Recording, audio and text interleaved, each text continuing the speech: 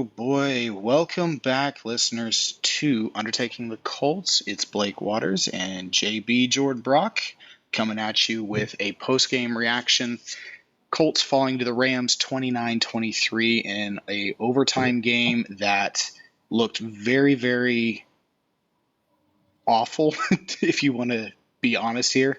And if I'm not sugarcoating it, there'd be a lot more words to that, but awful, I think, is the best word to use for that first half. Second half came around, and it was a whole new ball club. Fought back, tied at 23 overtime, and then Colts offense doesn't even see the ball, and we all know. So I'm going to start things off real quick and not even really say much because I want to hand it over to JB. And JB, you and I were texting quite a bit yesterday. And before the game, during the game, after the game, the ups and downs, all the emotions. I want you to just lay it all on the table for us, and I will follow suit. At this point, I don't care if you take 5 minutes, 10 minutes, or even a whole half hour. I don't care, man. I just know that you've got a lot of thoughts and probably sharing a lot of thoughts and opinions of what Colts fans are probably still feeling on this Monday evening. So, JB, take it away. Yeah, man, it's been difficult to collect all those thoughts. You know, I had a lot of them yesterday. You and I made the conscious decision not to podcast last night because I don't know if Brian has a bleep button, but it would not have gone well for this episode. Yeah, Brian, I really don't think, I know we're a bit day late technically on this, but yeah, I don't really think you would have wanted to hear us in uncensored fashion yesterday. Yeah, most of our text exchange back and forth would probably not make it on the PG airwaves. But yeah, man, it's a mix of emotions, to be honest.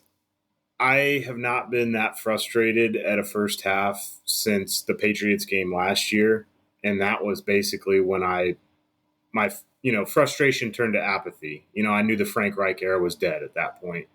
So it was pretty disappointing to have the team come out and play in the first half the way that they did, especially with so much excitement that we had over the last 2 weeks, 2 huge wins, and to just come out so flat was just so frustrating. And you and I, in one of the few text exchanges that we could share, we both noted that the team just did not look prepared, which is something that we've given Shane Steichen pretty good marks for the first 3 weeks of the season, even though we lost to the Jaguars. So it was just incredibly frustrating to watch that first half. You know, I'm happy with the way they responded in the second half, but it became pretty clear to me in the second half that the talent gap was not nearly as big as it seemed in, the first half. And I guess some people will point to, well, Matt Stafford was playing one-legged.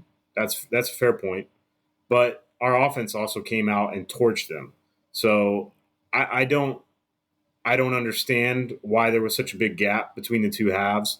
But for a game to lose that way, for a game that it seems like we were out of, and we come back and then you lose it overtime, it's like, what a roller coaster of emotions. I really don't know how to feel, because part of me is saying, hey, this is a young team. We expected this. This is what the expectation was coming into the year.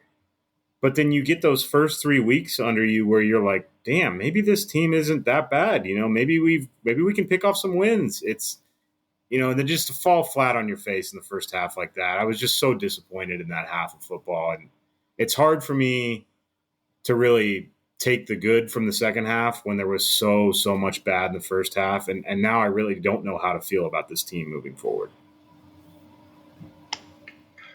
Yeah, and you share a lot of the same emotions that I do because, again, as you were saying, going through that first half, I was extremely let down and disheartened by what I was seeing because, as you mentioned, we have seen for the better part of the first 3 weeks of the season Shane Steichen have his team prepared. and Gus Bradley have his defense come out of the gate hot, or after the first drive, like in Baltimore, after Baltimore ran right down our throats like a hot knife through butter, Gus Bradley made the adjustments. And in the first half, to me, it felt like the preparation was not even there. It felt like nobody was adjusting to what the Rams were doing. And it was kind of backed up as well in Anthony Richardson's post-game presser too that I had listened to. He even admitted that it took the offense the better part of going into halftime and establishing themselves in the third quarter, because the Rams did apparently do a lot of different things that weren't on the tape. And that, I mean, to me, real quick, that's a credit to Sean McVay and the Rams staff as a whole, because we mentioned it in the preview episode that they were on an extremely short week with immense travel from, going to East time zone to Los Angeles, West Coast, and then West Coast back to East on Saturday when they flew into Indianapolis, and then a 1 o'clock Eastern game, which is 10 o'clock in the morning there in Los Angeles. So for him to have his team come out and fire on all cylinders like they did, that's a huge kudos to Sean McVay. And that's nothing really that should be new to anybody, because McVay has been at this now. He's in his 7th season, still the youngest head coach in football, but he's proven time and time again that he can get a team prepared in a short period of time, and he knows what he's doing. And he's also got a very veteran coaching staff with him. But enough kudos with the Rams, as much as they deserve there, especially in that first half and then finishing the game in overtime, which we'll get to. But that first half was just so abysmal. Like, I don't know if it was a lack of preparation as a whole, or if it was a combination of excitement that Richardson was back. And to be fair as well, and we had noted this going into the game that we had injuries, but more injuries after we had recorded the preview episode popped up. For example, Bernard Ryman was continued to show, or not continued, but started to show concussion symptoms. So therefore, he was put in the protocol. Bernard Ryman missed the game. Ryan Kelly didn't clear concussion protocol. So right there, we're already down 2 of our top offensive linemen. Quentin Nelson's playing on 1 foot. Will Fries, he had one of his rougher games, and Braden Smith has already had some injuries this year too. And so it was starting up front already not ideal. And then you get inconsistencies on the offensive side of the ball that was just really painful to watch. I think Richardson only threw it 7 times in the first half. He was running for his life pretty much all of the game, even in the second half when things were clicking. And it was just really abysmal football to watch in the first half, both offensively and defensively. Yeah, and there's a lot to address there in what you said, because you bring up a few different things that I find interesting. One of them being, you mentioned Anthony Richardson post game talking about how it took the offense basically till the second half to get in a rhythm. That's because the defense could not get off the field. I mean, I think we had like 1 drive in the first half or first quarter. I mean, it was unbelievable how they just chunk played us to death, which is exactly what you and I talked about in the preview. My biggest thing was pressure on Stafford. None whatsoever for the entire first half. And I mean, he was back there just tossing. Granted, I will give credit where credit's due. I was kind of a skeptic on the Nakua kid. I thought, maybe there's, maybe he's just finding open space. He's legit. Like, he looks like a year 3, year 4 wide receiver as a rookie. I mean, he's built, he's ripped, and he's quick for his size. So credit to him on that part. But I mean, we just did not get in the backfield at all in the first half, and they just walked it right down the field twice. So, I mean, that was really disappointing. And I find it hard. I don't know how an offense would get in a rhythm when you can't. I mean, they went 3 and out, probably thinking, okay, we've got, our defense will get a stop for us. And then it was just a train run over them. So I don't know, man. I was so, I don't even give a lot of this to the offense. I'm not holding them as accountable really as I am the defense. And, there's, like you mentioned, injuries, and there's some things we'll talk about at some point in this podcast that, we found out today that makes a lot more sense as to why they played so bad in the first half. But either way, for being the strength of the team so far to this point, that was just brutal to watch. It was, and this gets me into more or less what went wrong yesterday for the Colts for the entirety of the game, in a sense, and really the outlook going forward and what we need to fix before we play the Tennessee Titans coming up, who have owned this division for the better part of the last 4 or 5 seasons and who have owned our number, which that's so sour coming out of my mouth. I can't stand it, because historically the Colts have made the Titans our little baby brother, if not our sons. Like that's what has been the expectation ever since I could comprehend what football was that the Tennessee Titans were the team that we just bully around. And we'll get into them later, which, I mean, I do have respect for the Titans and Coach Vrabel, but I'll save a lot of that for our next episode, which is the preview of the Titans game. But as for what went wrong yesterday, and I'm with you in the sense of the defense deserves the majority, if not over 90% of the blame for yesterday. Because as you mentioned in the first half, they could not get off the field. And when I was watching the game, I was watching the scheme and how they were playing it. And yes, Puka Nacua is the real deal. And you and I mentioned this both in text and I believe on the preview episode that for his size, you have to get up in his face. You have to jam him at the line of scrimmage. And a lot of the snaps, if not the overwhelming majority, the wide receivers were just getting free releases because Gus Bradley continued to keep us in that soft zone. And the 4-man rush could not get pressure. He started blitzing as the game went on, which significantly helped. And, I mean, Matthew Stafford has been in this game long enough. If you give a wide receiver even a fraction of a window, he's going to fit it in there, and he did. There was a couple of those replays that he's whipping the tightest spiral down the middle of the field, right an inch and a half over Julian Blackmon's hands into Nakua's arms, which was the first play of the game. And right there, that set the tone. As soon as that play happened, my gut immediately just started churning into knots because I knew exactly what was going to happen. And I mentioned in the preview episode that McVay has historically been incredible at busting cover threes, and he did again with his scheming. And a huge credit to Stafford, both before and after the injury, gutting it out.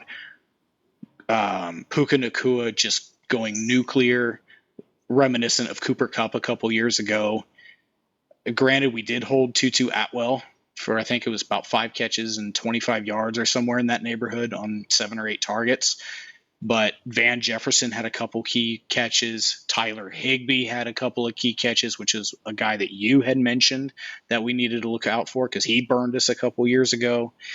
And Kyron Williams, while averaging 4 yards a carry, every time he touched the ball, it was an impact, whether it was picking up those close yardage for first downs or gashing the defense for 10, 12-yard runs before, only getting a couple yards here and there.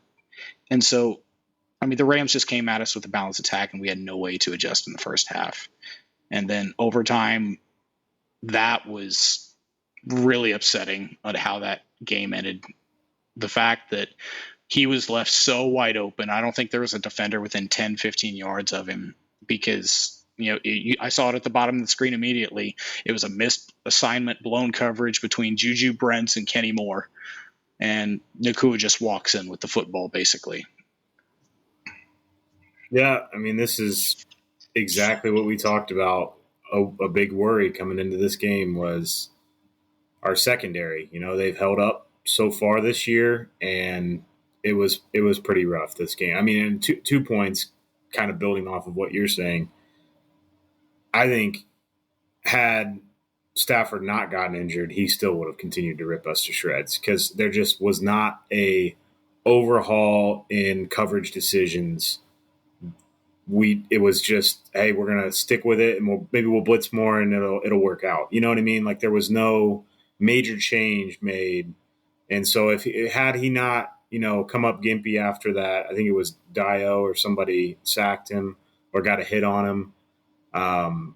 I think he would have continued to rip us to shreds. But the other point here being that was one of my biggest frustrations was, the first two drives, it wasn't like you pointed out, it wasn't like Nakua was making plays, where he's just torching our corners and pushing them off the ball and getting wide open.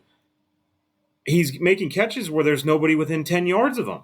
So it's like, how do you come out so unprepared, having seen what this kid has done through 3 games? And I mean, you and I pointed out, like, maybe you put Juju and just have him guard him the whole game, one-on-one. I mean, he's about the same size. He made a few good plays on him. I think he was like the only corner that was able to actually force some incompletions on him. So I don't know, man. It was so frustrating, that the defensive decisions, and for everything that we love about Gus Bradley, sometimes I've noticed this last year at times too. Granted, that was basically down the toilet after 4 games, but he gets in a way, his ways, and he doesn't want to change them. He just wants to grind it out, and he thinks, hey, maybe we can make personnel changes, move people out, move people around. Like at some point, you may have to make a decision to change coverages, and that's what I'm seeing at least. So the hole that we dug ourselves in the first half, maybe Stafford was going to come out and just play godlike the whole game, but I think we really just a combination of the lack of pressure and, not being able to get our defensive line cohesion, whether it be because of DeForest Buckner's injury, but also I kind of pat myself on the back because I called it in the preview with Quiddy. I mean, he got absolutely roasted by Havenstein. He had zeros across the board, and I think he got concussed. So not a great game. And, when you can't get any consistency on the edges, it's hard to stop elite quarterbacks. So credit to the Rams because they came out with a game plan. One thing that we noted in the preview episode, their left tackle was out, and what they did, instead of putting a rookie or a backup at left tackle, they moved their right guard over to left tackle, and he did an extremely good job against Ibukam and Dio. So for pretty much 3 quarters, I mean, they kind of started to get his number there towards the end of the game, but it worked, man. They were up 20-0 right off the bat. So yeah, it was a lot of negatives in the column on the first half, and just hard to kind of get over it. Yeah, and you said it. I really don't have much to add on what you said with that, but I want to get into individual performances that I was not fond of. And I'm going to start offense and then go defense and then turn it over to you. Offensively, it's very hard for me to really put a lot of blame and negativity towards them because, again, in the first half, they didn't get many chances at all. And then in the second half, after the adjustments, they came out just guns blazing, and it was the offense that we had expected. So for the offensive line, I mean, Blake Freeland, the rookie, started at left tackle, which you and I both like as a developmental. And he did get roasted quite a bit by Aaron Donald. And there's a credit to Raheem Morris. We talked about this in the preview episode as well, that Raheem Morris was probably going to identify the weak spot in the Colts line and line up Donald there most of the game. And that's exactly what he did with Quentin Nelson on a single foot and a rookie left tackle. That is a prime rib right there for Aaron Donald to feast on. And he did. And for as mobile as Anthony Richardson was, being able to avoid quite a few of his pressures, if we had anybody else back there, it would have been a disastrous game. I don't even think we would have gotten 3 points on the board. Um, If that was last year with Matt Ryan, I mean, we would have lost this game 45 to nothing. no doubt. I have zero doubts about that. So I'm not going to put a lot of blame on the offensive line, but what I am going to do is I'm going to put some blame on, I don't know if it's Jim Bob Cooter, if it's Shane Steichen, or even Tony Sperano for not giving Freeland a lot of help on the left side. I did not see many halfback chips. I did not see a lot of tight end help, because why would you just leave a rookie left tackle on an island with the best defensive lineman, arguably, as we discussed, arguably the best player in football right now, and a future first ballot Hall of Famer who's still doing it at a level he has been for a decade. So I did not like that. I'm not putting blame on a player for this, because every player is going to get beat by Aaron Donald. It's as simple as that. But one offensive performance that I could not swallow yesterday was Alec Pierce. 2 targets, 1 catch. Now, granted, the catch he had was really, really good, and that's what we want to see. And he needs more of those opportunities. And I don't know if it's play calling, if it's flow of the game. I can't put an exact answer to it, but Alec Pierce was silent yet again, except for 1 catch. And there was a few drops on the offense. I think there was 1 or 2 by Kylan Granson, whose hands have been a bit of an issue over the few years, but he has shown improvement. He keeps working, and I'm not going to get too mad at him. But Pierce had kind of a drop. DB did make a great play, but as we've talked about before, really good wide receivers in the NFL find ways to make those catches. And yeah, that's pretty much all I have for offensive side of the ball, because defense is where I have a lot of my issues, especially the front 4 pass rush. Other than Dio, because Dio stepped it up this game. 1.5 sacks. He was in the backfield a lot, both coming from the interior and as an edge rusher. And this was really his coming out party. And so kudos to him. But overall, the front was not ideal. Granted, we were playing second and third stringers the majority of the time, because Buckner only came in for, I believe he played about 25% of the snaps, which is not good at all. Shaq Leonard is playing 40% of defensive snaps over the last 2 weeks. He's only playing on running downs. They're not leaving him in for pass coverage. So I don't think he's healthy at all, but they're going to continue to play him. And again, the secondary did as much as they could, and it wasn't enough, nowhere near enough. And it's a combination of scheme, youth, and just some miscommunication. There was a lot of miscommunication in the secondary. We should have and could have been roasted a lot more than what we were. And what's even a bigger bummer is now Dallas Flowers is out for the year with a torn Achilles, and he was really starting to play well. He made some really great plays yesterday. Holding Tutu Atwell under 25 yards. And I mean, I said it already, that last play in overtime was just a complete blown coverage in the secondary. That can't happen. And because of all these miscues, we have now lost 7 straight home games. And it's really upsetting, the fact that we can't win at home. Yeah, man. I guess to go back, I'll touch on offense before we get into specific players on the defense. But I'm kind of like you. I don't have a specific person really that grinded my gears, so to speak, on the offensive side of the ball. How do you hold? If I was going to hold somebody to the fire, it'd be the offensive line. But when you got 3 backups or 2 backups in there, and 3 guys who haven't really played a ton. Fries has been there now for about 1.5 years or whatever, but he's not been a starter till this year. And then you got French and Freeland in there. I really didn't even think Freeland played that bad. I mean, maybe I missed, I'm sure there's some stuff. I told you earlier, I actually didn't even go back and rewatch this because I just wanted to come at this with my raw emotion of what I saw in the first watch. But I didn't think Freeland played that bad. I think you're right. He got hung out to dry. And he's just like Ryman last year. He just doesn't have the body type yet to be a left tackle. He's got the quickness. He doesn't have the size yet.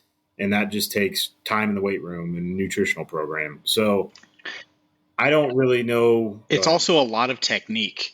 I was both watching both watching replays and when I was watching live. I did watch Blake Freeland a lot, and his technique is not sound yet. It was there on several plays, and when it was right and when everything was lined up perfectly, Freeland did a really good job. But the majority of the time when his technique was out of whack, and a combination of does not have that NFL left tackle build yet, it's just we saw it couple of times. Right. It's consistency too. I mean, that's for everybody. It's not even just him. It's all these young guys. And I'm kind of surprised to hear you call out Pierce as well but you don't have to ask me twice. You know what I mean? You know how I feel about him, and I texted it to you during the game yesterday. It's like as soon as you get a good play out of him, there's no consistency whatsoever. And I saw I think Stephen Holder was on Twitter kind of arguing with somebody that responded to him like, well, did you watch the film, all this stuff? Because I think the person that, tweeted at him was arguing that Pierce is not getting off of his defender and getting open. And, I think Holder kind of took exception to that, which I don't understand because I think anybody watching this game, I mean, he's almost never open. And if he is, it's like by the slimmest of margins. So I just don't think if he's going to be your 5 targets a game deep ball guy, I just don't understand. He's playing out of position or there's something we're not seeing because I'm not seeing the speed that's capable to be that type of player. So I don't even know that he drives me nuts in the game yesterday. I think I'm very quickly souring on him as his future with this team. So beyond that, the running game struggled, but this all comes to the offensive line. Like you said, in the first half, Anthony Richardson had 0 time in the pocket. We weren't running the ball at all. We're getting stuffed at the line of scrimmage. So I don't know how much of this to chalk up to injuries.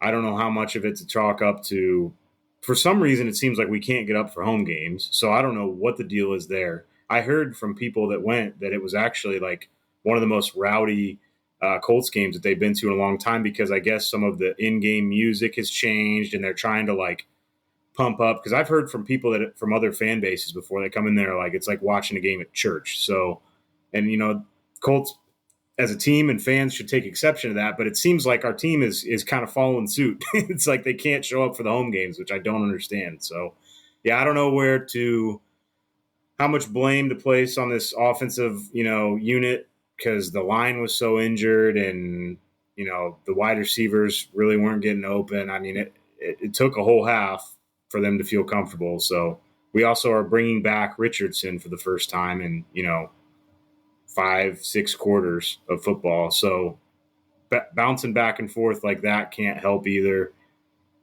But yeah, I'm with you. I think really Pierce was only my bone to pick in this game on the offensive side of the ball because I think that a lot of it just comes down to injury and lack of reps over the last 2 weeks with Richardson. Yeah, there's really not much more to talk about offensively. Now, I will say there were a couple of plays when I did go back and rewatch where Pierce was busted open on the sideline. But again, here's where I could see where Holder might be trying to defend and where others would defend Pierce still. And it's fine. It's completely fair arguments, but Shane Steichen, and I've noticed this too, Shane Steichen, I guarantee you, has really simplified the game for Richardson to where he is not to go beyond his second read or his second option. And If he gets to that, if he goes through 1 and 2 and maybe a few plays gets to the third option and none of them are there, that's when he takes off running or what he's been told to do or throw it away. And that that could be a huge reason why we're not seeing all this to Pierce. Now, that's also, if you wanted to build off of that, that's also telling me that Pierce is not one of the top 2 or 3 reads for Richardson on any given play. And that, I think, should be the ultimate damning fact right there.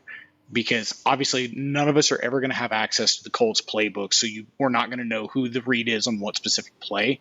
But if it is in fact that Richardson is being taught to go read 1, read 2, not there, throw it away or run, and Pierce is not that, then there's your answer. They don't trust Pierce to be one of the top reads. Right. Well, and 2 points there. I mean, part of that I think is the utilization of the tight ends. They see that so effective and it's almost necessary. Like you're talking about tight end chips and things like that on pass plays. I think we need the freaking tight ends to get out there because our wide receivers are not, consistently in a position to where Anthony Richardson can get them the ball. And you're right. I think it's a great point that to make that, Shane, I think, has limited what we're seeing in the passing game because the Colts are almost never throwing the ball over like 40 yards in the air. I've yet to see him throw one bomb.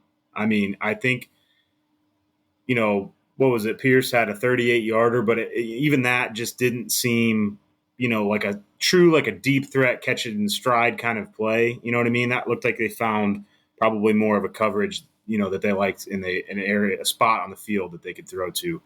But it's tough, and that's a fair point. Maybe Pierce gets some slack there because it's hard to be the deep threat guy in the offense when you can't throw it deep right now. But I mean, even in the first half on Sunday, though, doesn't matter. He couldn't have thrown a deep ball if he wanted to. It was they were in the backfield within 2 seconds, and he was taking off running, or they were. Finally in the second half, they started running some rollout passes to help, alleviate some of that pressure. But it's part of having a rookie quarterback too, because I know at least one play, Michael Pittman was wide open for a touchdown basically, and they just flat out missed him. And so I don't know. It's hard to forecast what's going on with this offense because you got a rookie quarterback, you got a coach who's, first-time head coach who's trying to instill a different type of offensive mindset to an offensive line that's been there a long time. A lot of injuries so far, so I don't want to kill them because I don't actually have as high of expectations for them right now as I do the defense. So when it comes to what went wrong in this game, it's much easier for me to line up, the defense for slaughter. Well, I'd say in that case, I mean, I've already given my defensive thoughts. So do you have any additional thoughts that you want to throw in for the defense for didn't like and players that you want to see be better?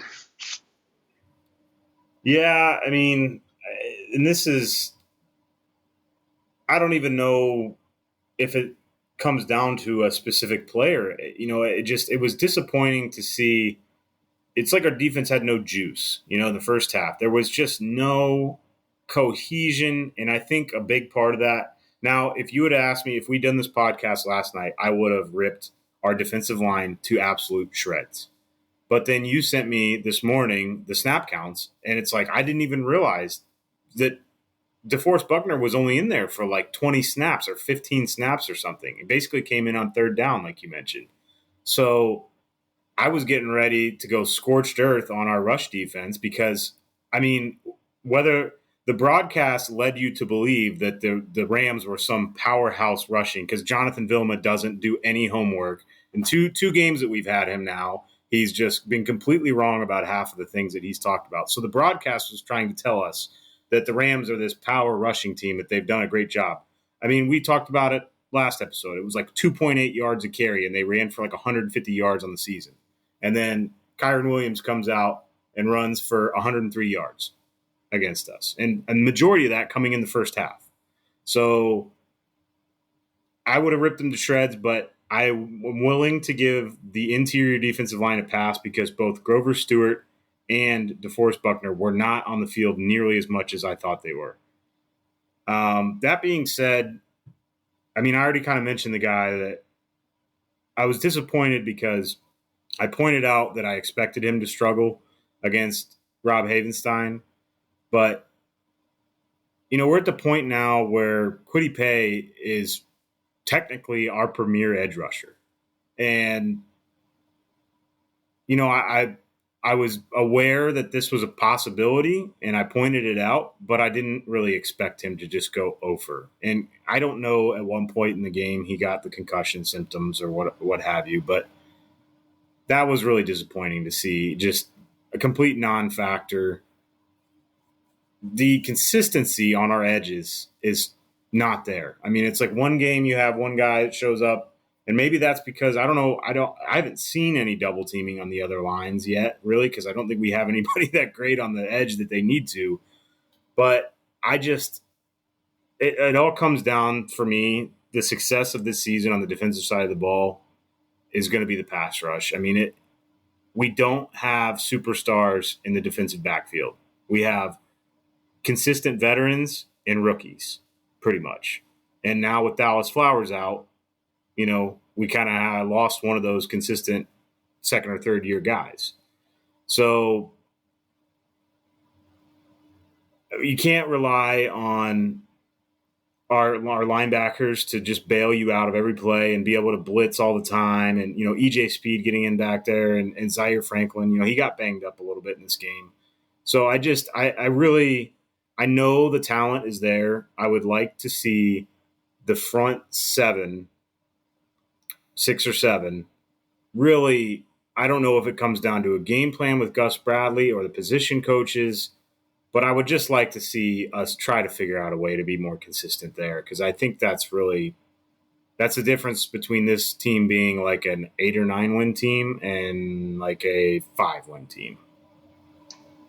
Completely. It's really going to be key these next 4 games, because I believe 3 of the next 4 games are still at home, and we need to capitalize on that in a big way, because any given Sunday in the NFL, anybody can win at any time, anywhere, and we really need to step up and defend our house, because I'm sick of losing at home, and I'm sick of just the negativity surrounding the Colts inconsistencies, which, I mean, granted, this year, as we have said, we're not throwing out the highest of expectations, but at least give me a consistent effort. That's all I'm asking. Like, don't come out and look flat. Yeah, and that's not too much to ask for. I mean, we can have tempered expectations for the season and understand, hey, the job right now is to build on, habits and consistency, build your quarterback up basically from a completely inexperienced, college starter by the standards of most guys coming out these days. And you can have those expectations and say, some people listening might be like, oh, guys, I don't know why you're so upset over this game. We were projected to have 4 wins or whatever. It's like, well, you know what? The first 2 or 3 games of the year, they showed a hell of a lot more fight than a 2 or 3 or 4 win team. Look at the Bears. That's what a 2-win team looks like. So it's hard.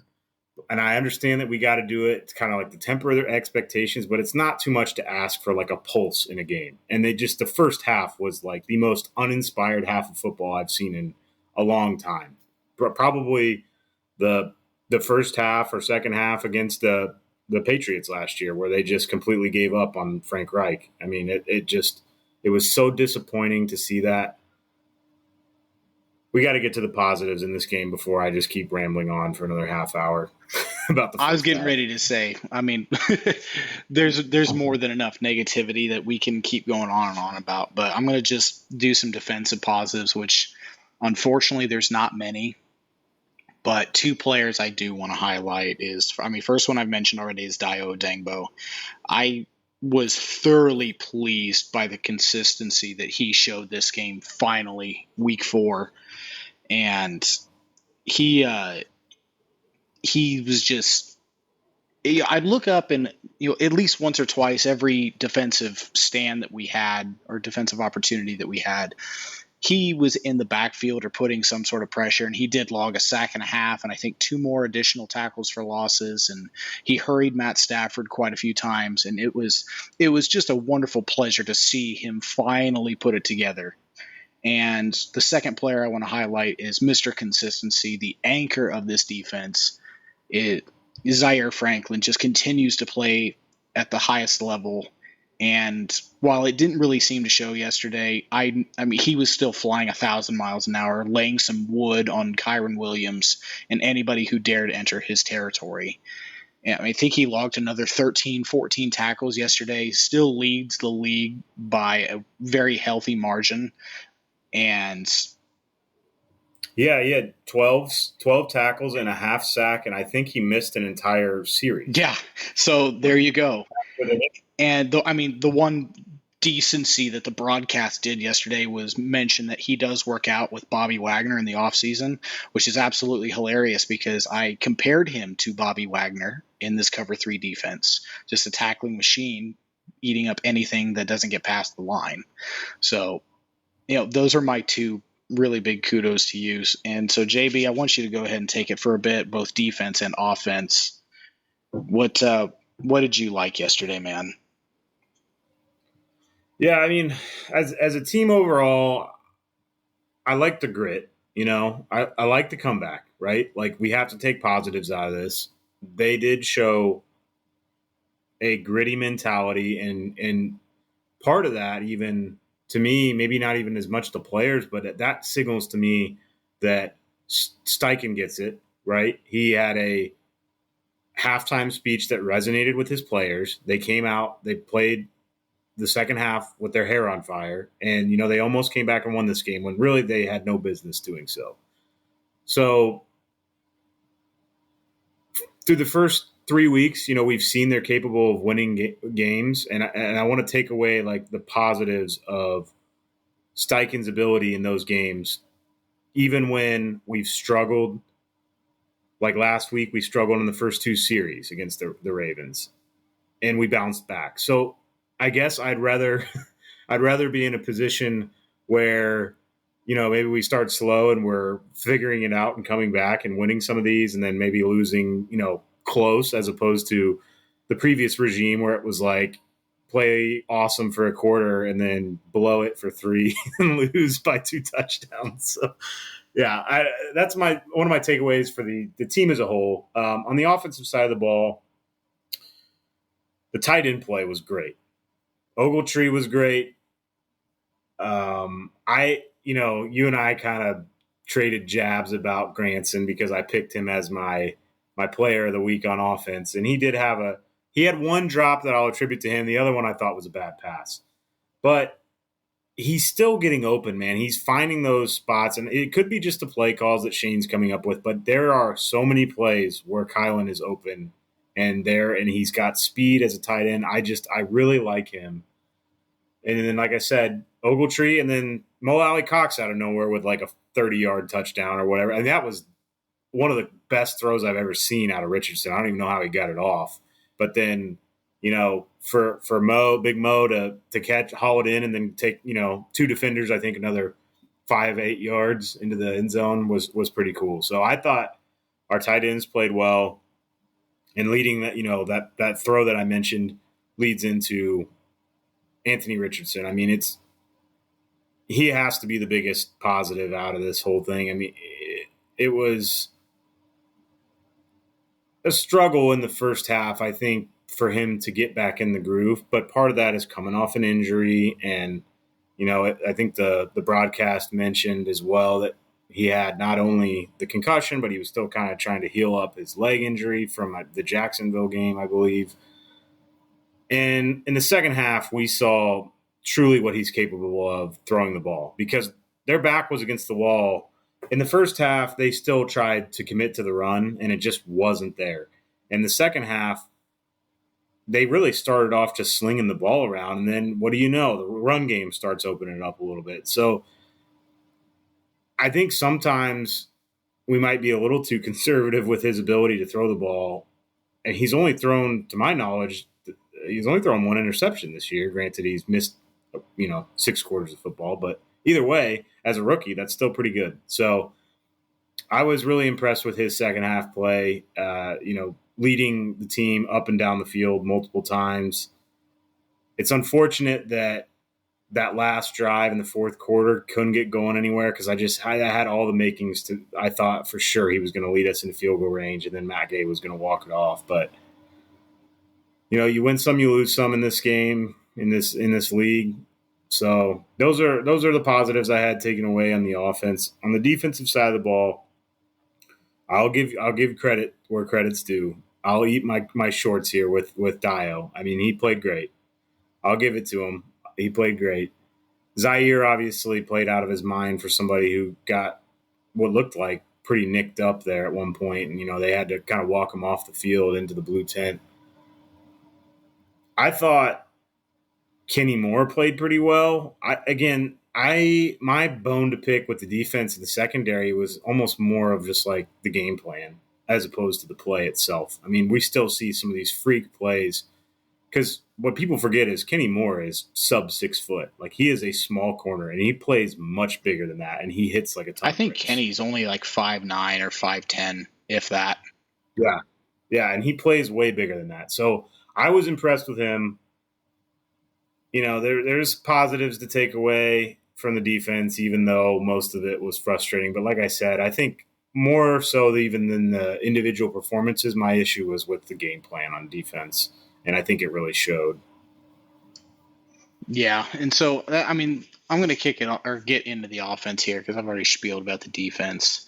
No need to continue down that road. Offensively, obviously a lot of this is the second half performance and the adjustments that were made and the way they just came out and attacked. And I'll throw in a couple. I actually have several players I want to mention. First one being Josh Downs and his catching ability and that seam route that he just went where Richardson threw it perfectly. You cannot ask for a better ball than the one he fired on a frozen rope to Josh Downs. And his catching ability, I think he's now second on the team, not far behind Pittman in terms of targets. So there is a lot of trust in Josh Downs. What do you know? You get a little speed and you get open. Amazing, right? What a concept. The tight ends, I am exactly right there with you. I'm very pleased with our tight end game. Mo Alley Cox just trucking defenders for 7 yards, 8 yards into the end zone off of that ridiculous throw, sidearm falling to the ground throw by Richardson.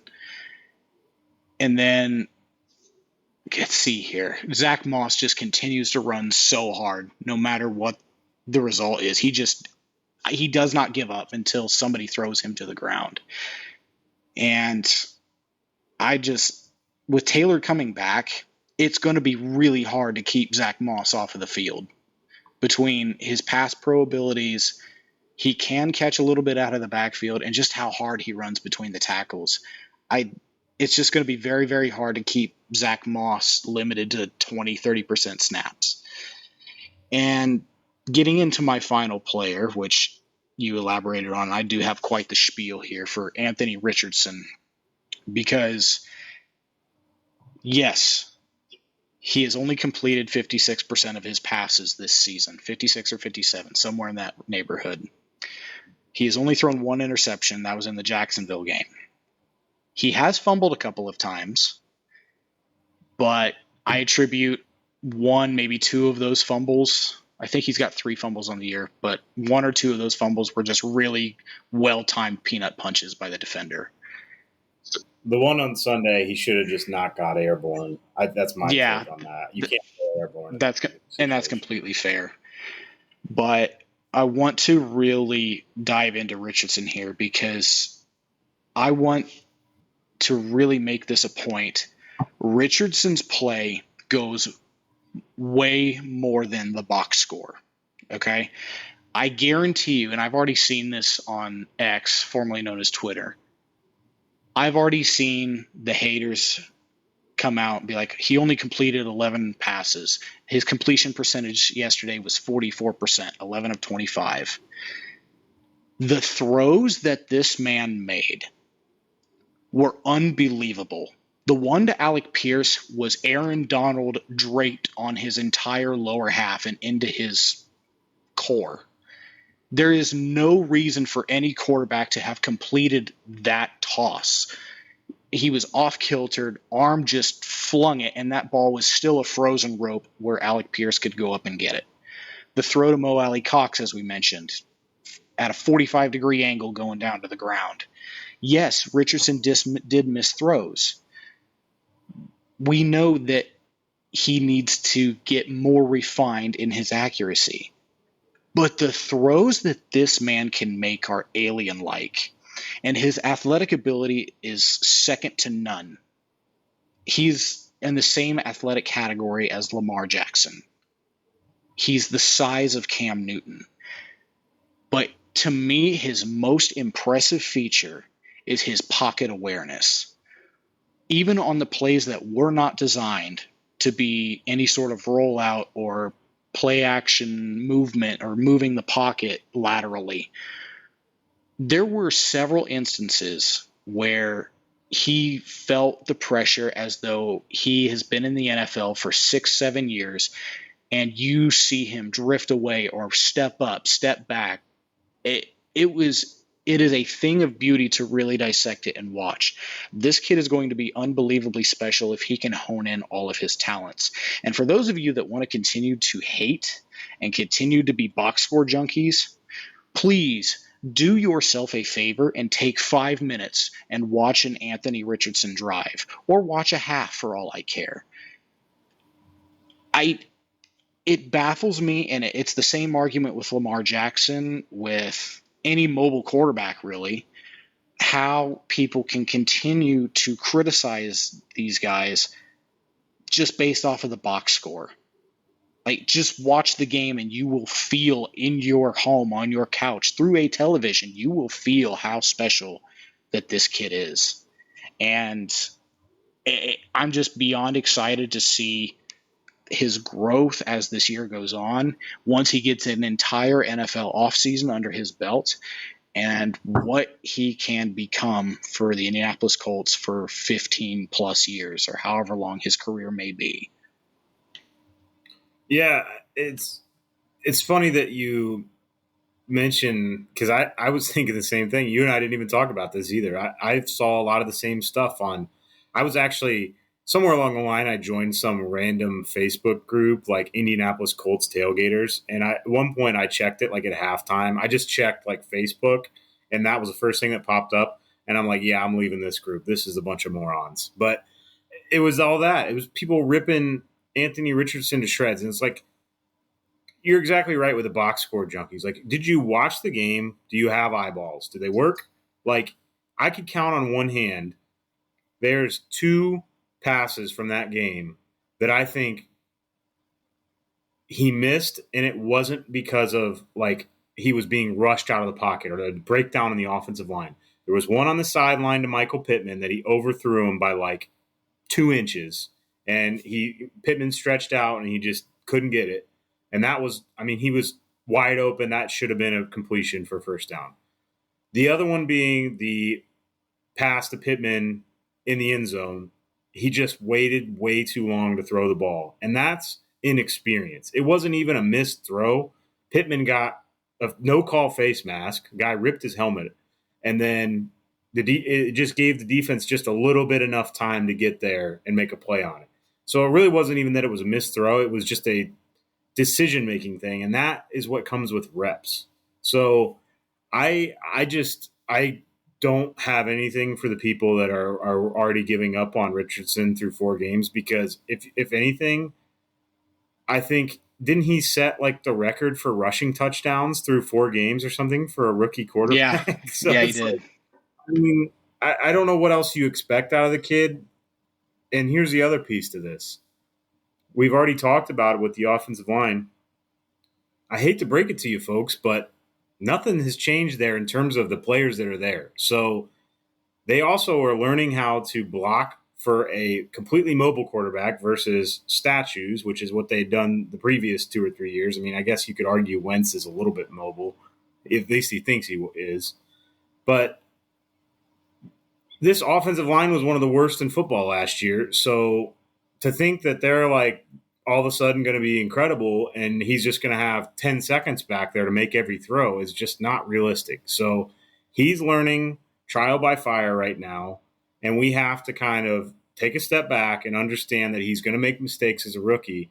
But if you can't see the potential that he has as a player at this point, then I don't know what else to tell you. Because, I mean, Stroud has been the same way. People were ripping him to shreds after the first game. It's like this past week, he looked incredible. I mean, he's clearly one of the best, most accurate passers, maybe already in the NFL. So these rookie quarterbacks, you just have to bear with them. And I think we got a little spoiled with Andrew Luck, and not even just like his game awareness, but his crisp passes. I mean, he was a generational talent. And not every quarterback is going to come prepackaged like that. So I agree completely with you. I think I've seen nothing but good things. I don't give a crap that he went 11 for 25. I care that he led 3 scoring drives in the second half and almost came back and won this game for us in his 4th game in the NFL. To be completely honest here, the Colts don't even sniff the possibility of winning this game if Richardson is not playing.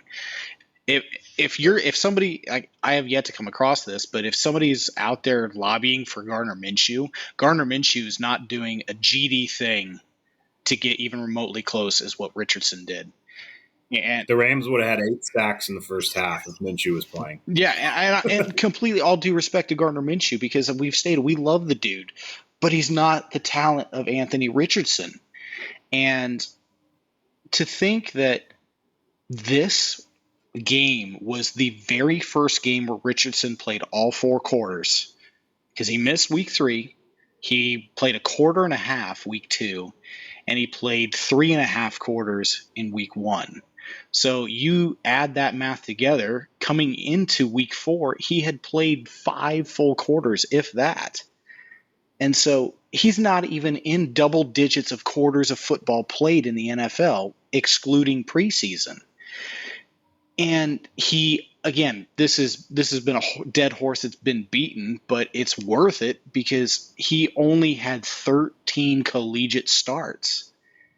I mean, yeah, he started, I think, 2 or 3 years in high school, but that's high school. Starting in D1 college is much, much different, especially in the SEC. He was at Florida. And yes, everybody mentioned his struggles there. But I don't think anybody really understood his pocket awareness and his overall arm talent coming into the NFL. I mean, everybody knew he's the most athletic quarterback, and I mean, the combine and his pro day proved it. He is the most athletic quarterback to come through to come through into the NFL draft. And the fact that we are just now barely beginning to etch out the stone that is going to be the finished product of Anthony Richardson blows my mind, because this kid is incredibly intelligent. Do not doubt that. He is incredibly humble. His work ethic is off the charts. There's a reason this team voted him a captain. And there's nothing about this kid right now that says he is not going to succeed, because he will, and whatever he decides to do. So I have something I want to follow. I want to address something that you mentioned, because I've heard this from a lot of people that, he struggled at Florida. How many of these people that say that without any context, did you watch any of his games? His receivers couldn't catch a thing. His team stunk. It was awful. Look at somebody like Mac Jones, who, if anybody's listening to this in Massachusetts and they're big time Mac Jones people, earmuffs, because talk about a guy who was so overvalued at his position because of how talented the receivers were on his team. His entire receiver core is in the NFL right now. So pretty much his offensive line and all of his running backs too. Right. So my point here is the Colts they don't have an elite receiver. Michael Pittman is a really good, solid wide receiver, but he is not an elite receiver. If the Colts can somehow leverage either the draft or Jonathan Taylor into getting them a elite wide receiver, this offense could take off to the moon, because once you add in the ability for somebody to draw attention down the field that has actually a legitimate threat to score on a play, those running lanes for Richardson are going to be even wider. Look at like Mahomes sometimes. You have Josh Allen. There's plays where Josh Allen's literally could walk for 30 yards because Gabriel Davis has taken two guys 50 yards down the field. And So Stephon I Diggs has just another two guys over on him. right. So I mean, I just that argument about, I think, for, if anything, a guy that only started like 13, 14 games in college and he's played 5 quarters in the NFL, he looks pretty damn good. So I don't know. I don't get, hopefully most of this fan base is just getting behind him, but I think we saw the talent pre-draft, and I'm even more excited than I was then. And he was the guy I wanted the Colts to take. I'm an Ohio State fan, and I like CJ Stroud, and I wanted the Colts to take Anthony Richardson. So I think we have all the potential in the world. It's up to our front office and our coaching staff to put playmakers around him. And it's silly saying this when we've got one of the best running backs in the league just sitting on the sidelines crying. But other than that, put players, elite players around Anthony Richardson, and you will see good things happen. He has the decision-making skills.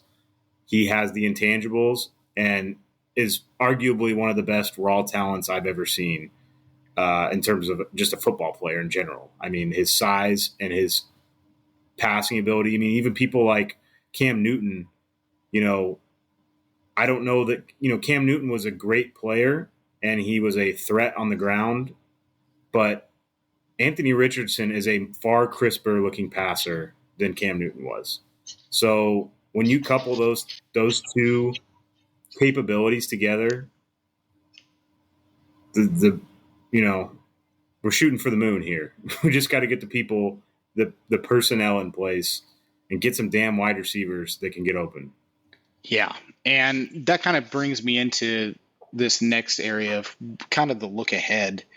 And I want to do it. I want to have another quick shout out. And speaking of shout outs, it sounds like Austin Stewart, this little Stewie, does want to come on with us. I actually was texting with him today. So, homie's in Kansas right now. So, hope he's having fun out in the flattest state known to mankind. But I was texting another buddy of ours earlier today, and he brought up a trade idea that really piqued my interest because, again, I mean, you just mentioned that we need to get more skill in the outside receiver. We need to get more speed and more dynamic ability. There is a player that is currently rotting in Chicago. Like, Chicago is currently the place where receivers go to die. I'm sorry if you're a Bears fan and you're enduring this, but Cole Towner, shout out to you. Cole mentioned to me, why not trade for Darnell Mooney? Imagine what a receiver with that skill set and that speed could do in this offense. And what would you have to give up for him? Maybe a 5th-round pick, 6th-round pick. I mean, that's actually what Chicago's asking for Chase Claypool right now, but nobody wants that baggage. Right. So I think that's a great idea. There's several really talented receivers in the NFL that are currently 3rd or 4th on a depth chart that could come here and slot in number 2 receiver easily, and Mooney is one of them. I think combination of that, and then I'm sitting here racking my brain trying to think of who else is out there, and it may not even be a situation. I mean, we've got arguably like the best trade, chip available in the NFL right now. So I don't even know Darnell Mooney for a 5th rounder. Yeah, if we can pull it off, great. try to leverage. It seems like it's very obvious no team is going to give a first or a second from what we've seen for Jonathan Taylor. So maybe we try to get somebody who's on, the third year of a 4-year contract, or, somebody out there. There's got to be a fit in the wide receiver game. Because, my opinion is either we're going to have to really leverage some draft capital to move up high in the first round to try to go. There's a couple, obviously Marv Jr. would be incredible, but he's going to go top 5 probably if he can stay healthy. But there's some other good wide receivers coming out as well. And either we're going to have to really, I know Ballard's all about hoarding draft picks. We're either going to have to leverage some of those to get higher up in the draft, or he's really going to have to figure out a way to leverage the Jonathan Taylor situation into an offensive weapon. And when I say offensive weapon, a wide receiver. I don't want to go running back for running back, because I think we've got Zach Moss, who's more than capable of doing what we need from him in the running game. But if there's a team out there that we can, I kind of thought maybe Cleveland. I don't know who of their wide receivers really I would want, but I thought maybe Cleveland would be a good destination for Jonathan Taylor, where we could get some pretty good capital back because of the Chubb injury. So I'm just hoping that it doesn't seem like things are getting any better there. So to your point with like trading for a wide receiver, let's just hope that we can leverage that situation into a win in our book. Yeah, and that's going to be the Jonathan Taylor situation is going to be very interesting to monitor, because he is now eligible to come back and practice, and he's starting his 21-day window or 21-day ramp up period, if you will, whatever each NFL team calls it. Whether we can leverage him for a trade or not, I'm thinking of possible destinations for him.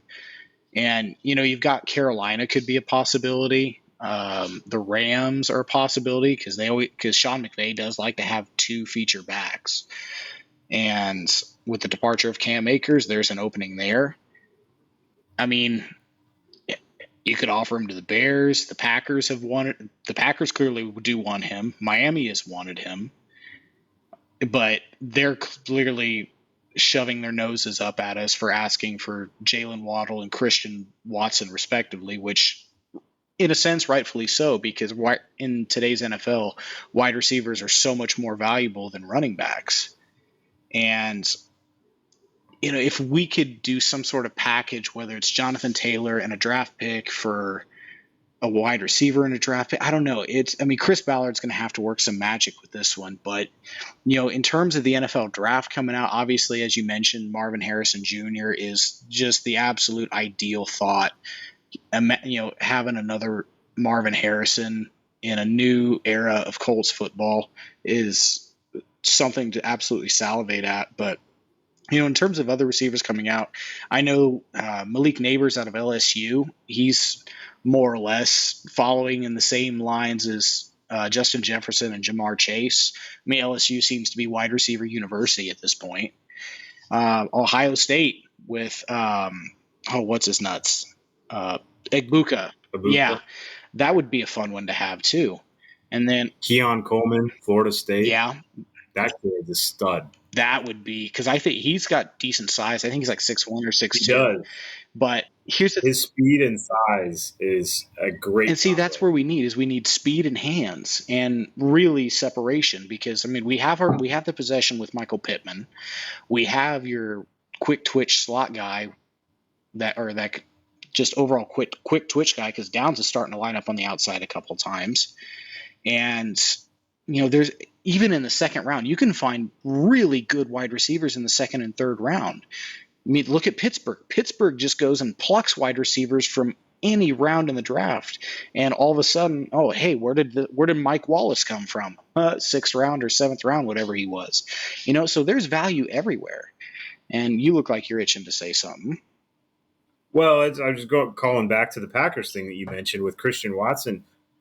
Even if I'm Chris Ballard and I could get, obviously it's clear they don't want to give up Christian Watson.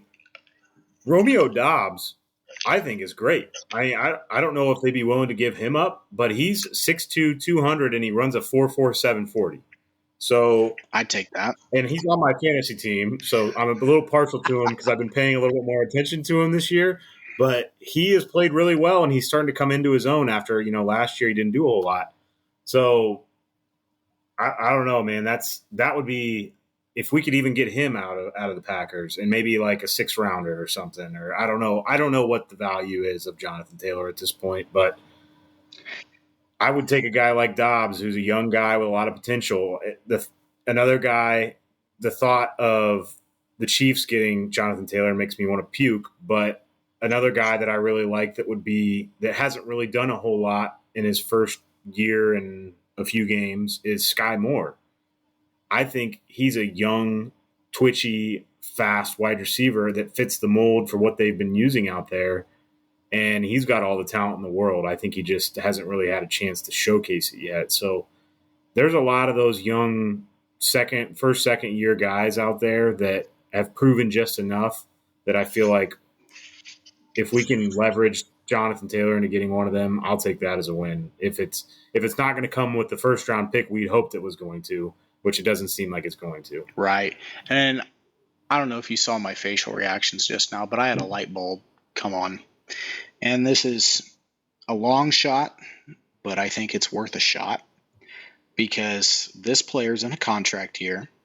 His team is struggling. His quarterback is hurt. And this team has plenty of financial obligations that they're already starting to dish out.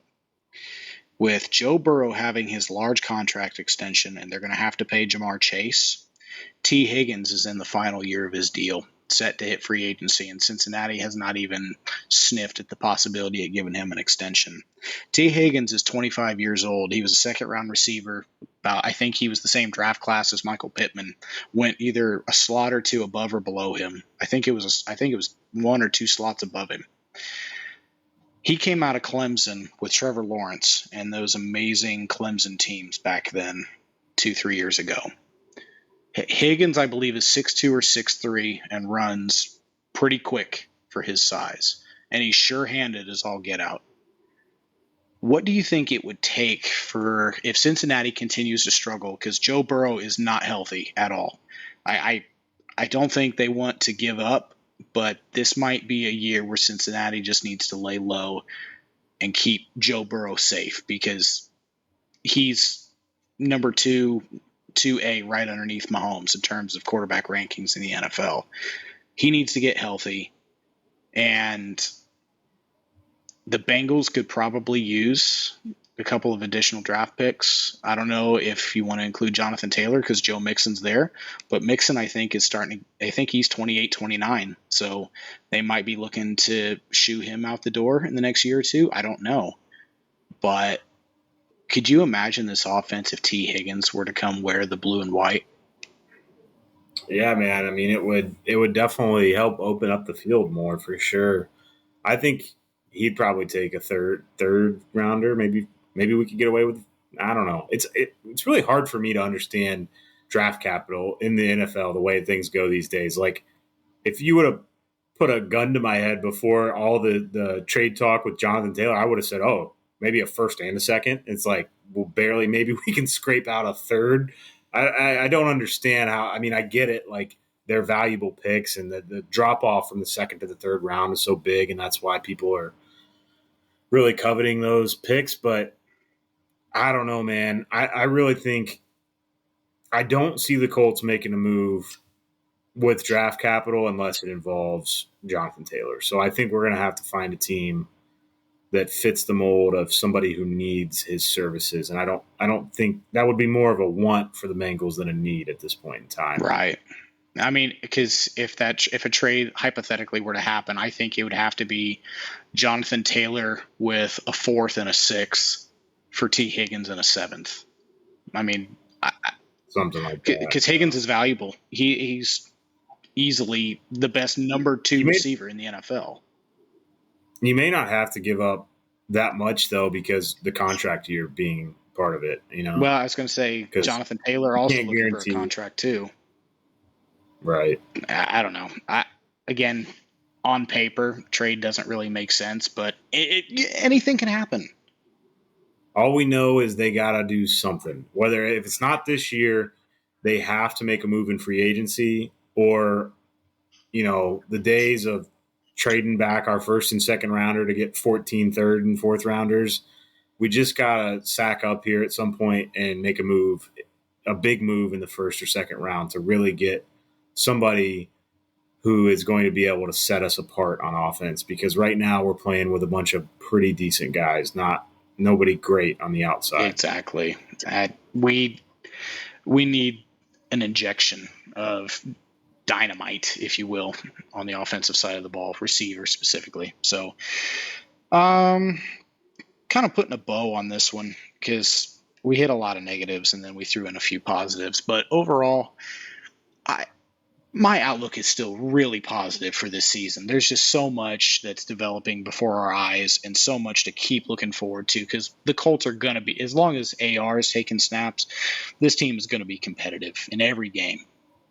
And, we've got Tennessee coming to town, and that's what our next episode will be, is really diving into both rosters, seeing how both teams match up, because Tennessee has a very, very nice defense. Probably the best one we'll face yet. But their offense has taken 2-3 steps back. And it's going to be really interesting to see what kind of a game this is going to be. So, again, I can't keep thinking nothing but positives with this team. Just based on what they showed me in the second half and we're already a quarter through this season. It was just wild to say because it feels like it just started. Yeah, unless I say we put a bow on this one, we got all our anger out, all our frustrations out with this game. Unless it happens again this weekend where we're a complete no-show in the first half, like clean slate, we're going into a pivotal matchup, huge division implications, because it's right now the division's pretty much wide. AFC South is everyone is 2-2 right now. So I think this is a big indicator of whether the Colts are going to be pretenders or contenders. So we'll see how they play this weekend. It's a huge opportunity for them to kind of take a huge step forward and say, hey, we're back. We're competing for the AFC South. This isn't a rebuild, multi-year rebuild. So we'll see what happens. But like you said, it's going to be interesting to break down the Titans, because it's like the opposite of what they have been their offense has been kind of crap until they played the Bengals, and then their defense has been really, really putting it on some people. So it's going to be interesting to see how that – God, I was crossing my fingers. I know most of the people, obviously we were not showing the video here, but I'm crossing my fingers because I just want a healthy offensive line, like where we have all 5 guys back would be great. We'll see what we can get out of everybody else, but – God, if we could just have all 5 offensive linemen and see what we could really do, it would be great. Yep. Well, you want to do this Thursday? We'll do it Thursday. Until then, Been a pleasure as always, man. I'm having fun doing this. And real quick, again, thanks to everybody for listening in. Hope you enjoy it. If you want to hear something specific, please feel free to reach out. Undertaking the podcast, Undertaking the Colts. Contact us on X. You can find me at Blake_A_Waters. JB, I believe you are J_B10. Sounds about right. We're looking forward to this next one. This next one, I'm going to get a little bit heated because I've got a friend, I've got an Air Force friend who is as diehard of a Titans fan as we are Colts fans, and he and I can get heated going back and forth. All friendly though, but we'll see. I loathe the Titans, absolutely loathe the Titans, and I can't wait to eventually put them back in their place. So, all right, everybody. Blake with JB signing off again. Thank you for listening. Take it easy. We'll catch you in the next one.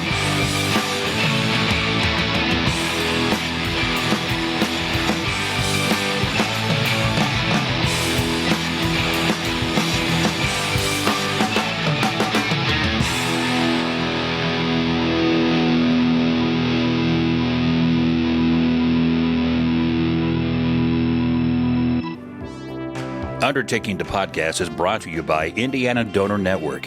As funeral professionals, we offer comfort and support to our communities during times of grief by going above and beyond to honor the legacies of their fallen loved ones. Every year, thousands of people leave behind the ultimate legacy through their gifts of organ, tissue, and eye donation. The loved ones of these donors often describe donation as a bright light during their dark times. We, as funeral directors, can further support families and honor their life-saving legacies of their loved ones by partnering with our local organ procurement organizations.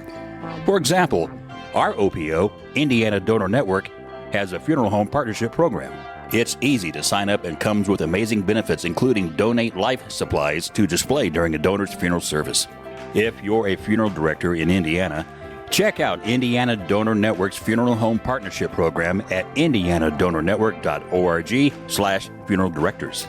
If you're outside of Indiana, we highly encourage our listeners to connect with your OPO and find new ways to celebrate the gift of life with those who we serve.